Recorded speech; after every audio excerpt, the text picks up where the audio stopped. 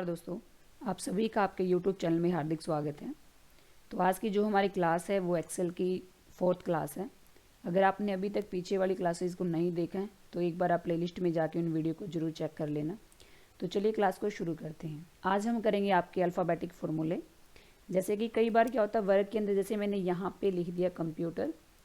अब कंप्यूटर जो वर्ड है आपको भी दिखाई दे रहा है वो आपका स्मॉल में है, जो सारे लेटर है वो स्मॉल में है। तो कई बार आपके पास में कुछ ऐसा डाटा होता है जिसमें आपके कुछ कैपिटल होते हैं, कुछ स्मॉल है। उन सभी को आप ये चाहते हो कि उन सभी को आपने अपर केस में यानी कि कैपिटल में शो करना हो। तो उसके लिए एक्सेल के अंदर एक फॉर्मूला होता है यानी कि इक्वल, उसके बाद में लिखोगे आप अपर लिखने के बाद में आपने टैब से ब्रैकेट को ओपन करना है। ब्रैकेट को ओपन करने के बाद में जिस भी टेक्स्ट को आपने अपर केस में यानी कि कैपिटल में शो करना हो आप उसको सिलेक्ट करोगे। उसके बाद में आपने ब्रैकेट को क्लोज करना है और जैसे ही आप एंटर बटन यूज़ करोगे तो जो भी आपका सिलेक्टेड टेक्स्ट होगा वो आपका कन्वर्ट होगा अपर केस के अंदर यानी कि कैपिटल के अंदर। उसके बाद में अगर आपसे कोई ये कह दे कि ये जो आपका कैपिटल में है आप इसको स्मॉल में कन्वर्ट कर दो, तो उसके लिए आप यूज़ करोगे इक्वल और लिखोगे इसमें लोअर। टैब से ब्रैकेट ओपन करोगे, टेक्स्ट को उठाओगे जिसको कन्वर्ट करना चाहते हो आप स्मॉल के अंदर, और उसके बाद में आपने एंटर बटन यूज़ करना है। तो आपका जो भी सिलेक्टेड टेक्स्ट होगा वो आपका स्मॉल के अंदर कन्वर्ट होगा। और इसी तरीके से एक होता है आपका प्रॉपर का मतलब होता है फर्स्ट कैरेक्टर कैपिटल, बाकी आपके छोटे। तो उसके लिए यूज़ करोगे आप प्रॉपर लिखने के बाद में टैब के साथ में आपने ब्रैकेट को ओपन करना है और जिस भी टेक्स्ट को आपने प्रॉपर में दिखाना उसी टेक्स्ट को आप सेलेक्ट करोगे और उसके बाद में जैसे ही आप एंटर बटन यूज़ करोगे तो कंप्लीट जो आपका वर्ड है वो एक प्रॉपर वे में आपको दिखाई देगा, यानी कि फर्स्ट कैरेक्टर कैपिटल आपको दिखाई देगा, उसके बाद में जो बाकी कैरेक्टर है वो आपको स्मॉल के अंदर शो होंगे। उसके बाद में नेक्स्ट आपका फंक्शन होता है इसके अंदर, जैसे कि ट्रिम मैंने लिख दिया जैसे COM कम और मैंने स्पेस यूज़ कर दिया, उसके बाद में मैंने लिख दिया कंप्यूटर। तो इस तरीके से आप देख रहे हो कंप्यूटर वर्ड के अंदर जो ये इस तरीके का गैप है, मैं स्पेस को बोल दूँ कम कर दो, तो उसके लिए आप यूज़ करोगे ट्रिम लिखने के बाद में आपने टैब से ब्रैकेट ओपन करना है। टैब से ब्रैकेट ओपन करने के बाद में आपने उसी टेक्स्ट के ऊपर क्लिक करना है और उसके बाद में जैसे ही आप एंटर बटन यूज़ करोगे तो आपके टेक्स्ट के बीच का जो गैप होगा वो ऑटोमेटिक आपका कम होगा। तो ये फंक्शन आपका ट्रिम का। उसके बाद में नेक्स्ट आपका फंक्शन होता है रिपीट का। कई बार कुछ ऐसे वर्ड होते हैं जो आपको रिपीट करने होते हैं, तो मैं आपको बोल दूं कि आप ये जो कंप्यूटर वर्ड है इसको 4 बार आप यहाँ पे रिपीट कर दो। तो उसके लिए आप यूज़ करोगे इक्वल। रिपीट के लिए सिर्फ आपने REPT लिखना है। उसके बाद में टैब से आप ब्रैकेट ओपन करोगे और जिस भी टेक्स्ट को आपने रिपीट करना हो सबसे पहले आप उस टेक्स्ट को उठाओगे। उसके बाद आप कोमा यूज़ करोगे। कोमा यूज़ करने के बाद में आपसे ये पूछ रहा है नंबर ऑफ टाइम्स, यानी कि आप उसको कितनी बार रिपीट करना चाहते हो, उसकी नंबरिंग बता दो। जैसे मैंने बता दिया 4 बार।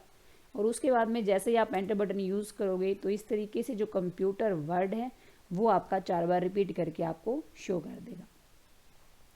उसके बाद में नेक्स्ट आपका फंक्शन होता है, कोई भी आपका वर्ड है उसमें आपने करैक्टर फाइंड करने हो कि इसमें आपके कितने करैक्टर हैं, तो उसके लिए यूज़ करते हैं हम लैन। जैसे इक्वल, उसके बाद में लिखोगे लैन। टैब से आपने ब्रैकेट को ओपन करना है और जिस भी टेक्स्ट की आपने करैक्टर काउंट करने हो उस टेक्स्ट को आप सेलेक्ट करोगे और सेलेक्ट करने के बाद में आपने एंटर बटन को यूज़ करना है।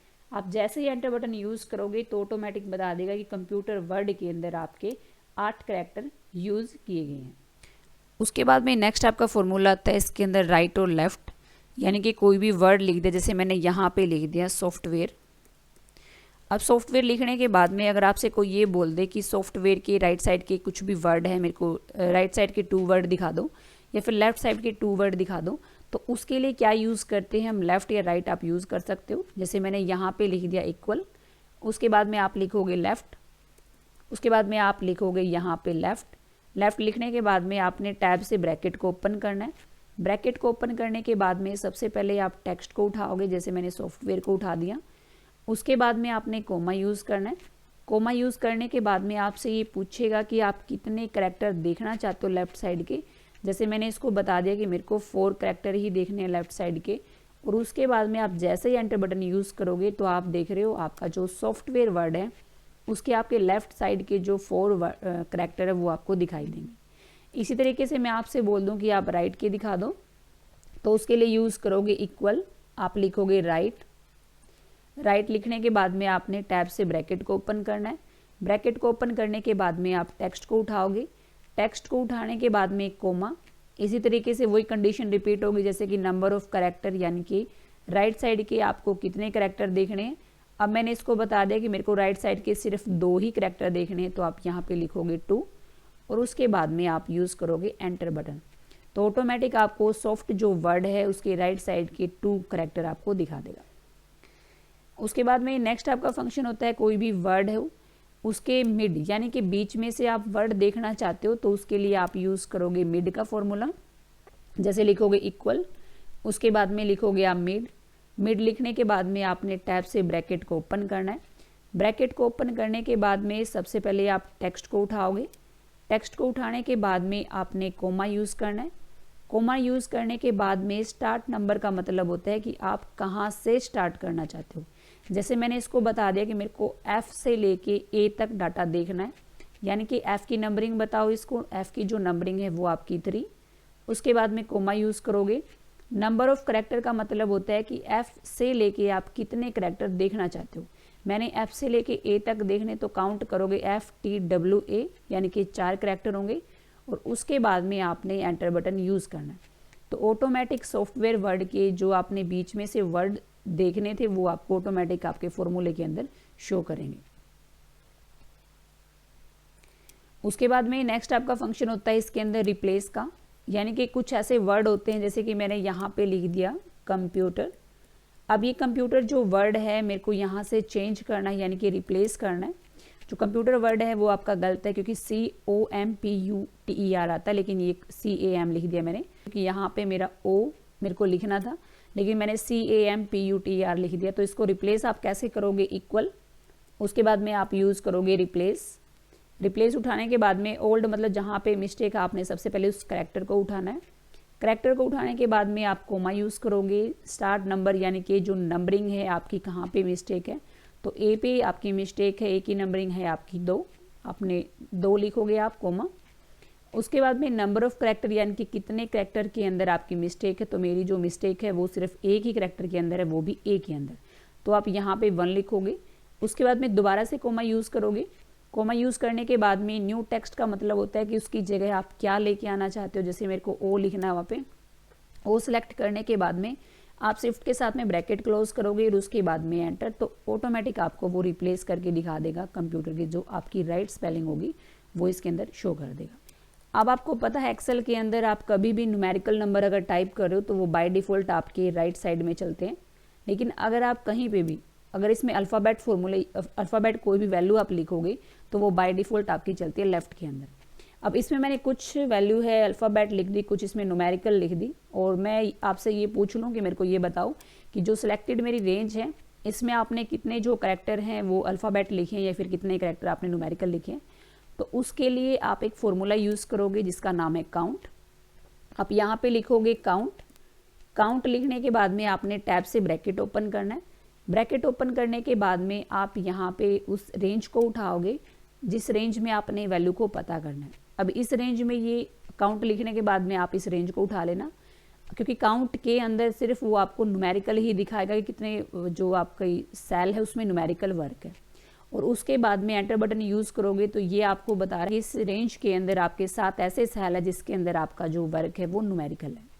सेम आप दोनों को देखना चाहते हो, न्यूमेरिकल भी अल्फ़ाबेट भी, यानी कि बीच में कोई सेल ब्लैंक है, आपको ये पता करना है कि आपका जो वर्क है अल्फ़ाबेट और न्यूमेरिकल दोनों कितने सेल के अंदर है। तो उसके लिए आप यूज़ करोगे काउंट ए। टैब से ब्रैकेट ओपन करोगे और उसके बाद में आप रेंज उठाओगे। रेंज उठाने के बाद में आपने एंटर बटन यूज़ करना है, तो ऑटोमेटिक आपको बता देगा कि आपकी इस रेंज के अंदर 13 ऐसे सेल है जिसमें आपने काम किया हुआ, यानी कि अल्फ़ाबेट और न्यूमेरिकल दोनों को काउंट करके आपको दिखा देगा। उसके बाद में क्या होता है, कई बार बीच में कुछ ऐसे सेल होते हैं जिसमें आप काम नहीं करते। मैं आपसे ये पूछ लूँ कि इस रेंज के अंदर मेरे को ये बता दो कि ब्लैंक सेल आपके कितने हैं। तो उसके लिए आप यूज़ करोगे count blank. Count blank add करने के बाद में आप यहाँ से रेंज उठाओगे और रेंज उठाने के बाद में आपने एंटर बटन यूज़ करना है। आप जैसे ही एंटर बटन यूज़ करोगे तो वो आपको ऑटोमेटिक बता देगा कि जो रेंज आपने सेलेक्ट की थी उसमें 11 ऐसे सेल थे जिसके अंदर आपने कोई भी काम नहीं किया था। तो ये फंक्शन आपका काउंट ब्लैंक का। उसके बाद में आपका एक फॉर्मूला होता है आपका काउंट इफ का, जिसमें कंडीशन दी जाती है, यानी कि कोई भी रेंज है उसमें आपसे कोई पूछ ले कि आप ये बताओ कि इसमें जो वर्क है वो आपका 90 से ऊपर कितने ऐसे सेल इसमें काम है या 50 से ऊपर, तो उसके लिए हम यूज़ करते काउंट इफ़।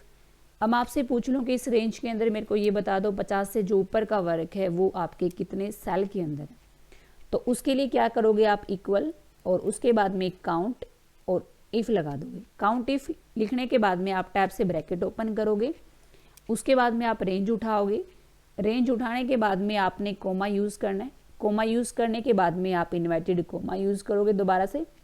इन्वर्टेड कोमा लगाने के बाद में आपने यहाँ पे जो कंडीशन देना चाहते हो आप यहाँ पे लिख दो, जैसे ग्रेटर देन इक्वल मैंने डाल दिया 50 और ब्रैकेट को क्लोज कर देना, जो इन्वर्टेड जो कोमे लगाए थे आपने उसके अंदर क्राइटेरिया को आप बंद कर दोगे और शिफ्ट के साथ में ब्रैकेट को क्लोज, यानी कि इस रेंज में coma inverted coma greater than equal 50 और इन्वर्टेड कोमा ब्रैकेट क्लोज।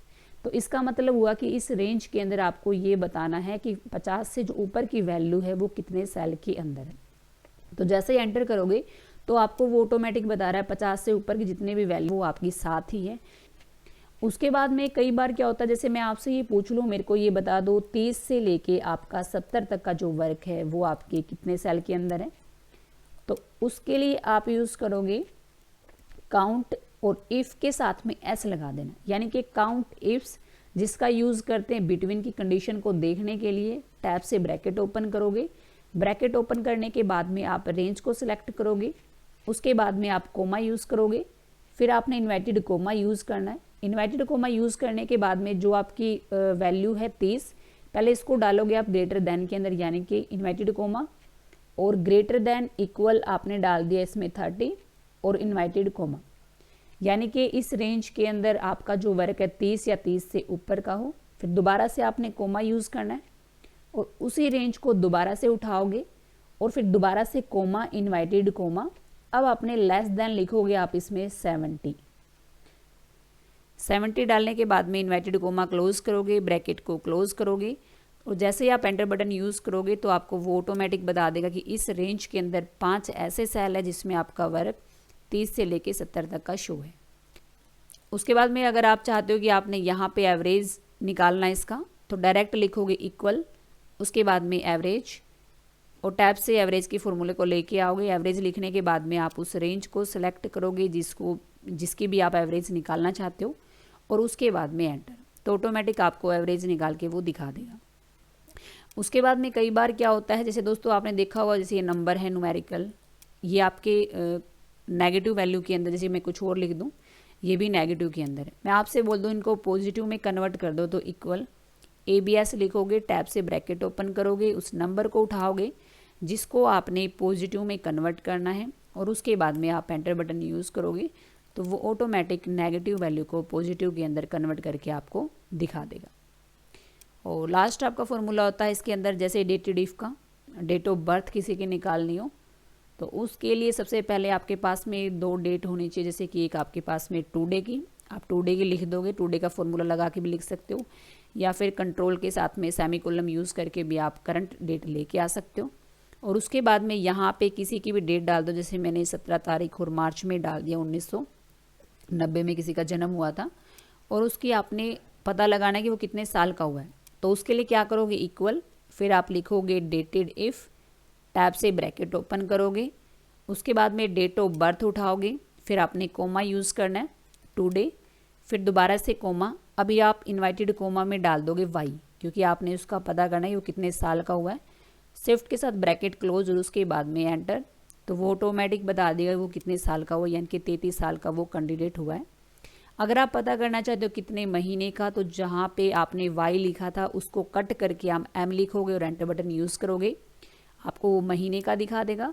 उसके बाद में आप ये चाहते हो कि आपने दिन पता करने, तो एक तो तरीका ही फॉर्मूले बार में क्लिक करके आप उसमें चेंज करके आओ, या दूसरा तरीका है कि जहाँ पे आपने फॉर्मूला अप्लाई किया वहाँ पे डबल क्लिक करोगे और एम की जगह आप डी और उसके बाद में एंटर, तो वो बता देगा कितने महीने कितने वो दिन का हुआ है। तो इस तरीके से आप फॉर्मूले अप्लाई करोगे। तो इन फॉर्मूले की एक बार अच्छे से आप प्रैक्टिस कर लेना, क्योंकि नेक्स्ट जो हमारी क्लास होगी उसके अंदर हम आपको टेबल करवाएंगे।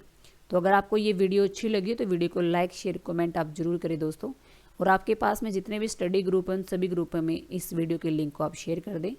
तो आज की क्लास हमारी यहीं तक होगी, मिलेंगे नेक्स्ट क्लास में, तब तक के लिए नमस्कार।